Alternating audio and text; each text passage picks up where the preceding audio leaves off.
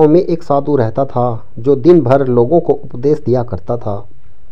उसी गांव में एक नर्तकी थी जो लोगों के सामने नाचकर उनका मन बहलाया करती थी।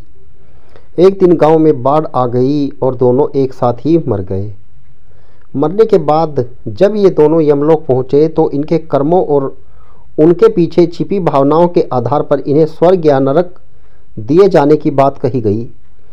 साधु खुद को स्वर्ग मिलने को लेकर पूरा आश्वस्त था। वही नर्तकी अपने मन में ऐसा कुछ भी विचार नहीं कर रही थी। नर्तकी को सिर्फ फैसले का इंतजार था।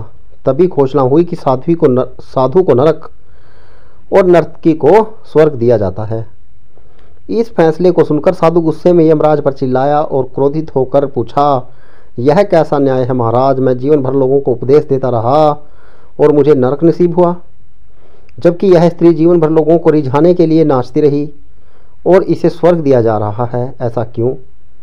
यमराज ने शांत स्वभाव में उत्तर दिया, यह नर्तकी अपना पेट भरने के लिए नाचती थी, लेकिन इसके मन में यही भावना थी कि मैं अपनी कला को ईश्वर के चरणों में समर्पित कर रही हूँ, जबकि तुम उपदेश देते हुए भी यह सोचते थे कि काश तुम्हें भी नर्तकी का नाच देखने को मिल जाता।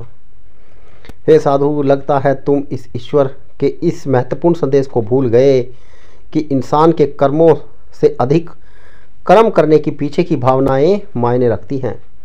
अतः तुम्हें नरक और नर्तकी को स्वर्ग दिया जाता है।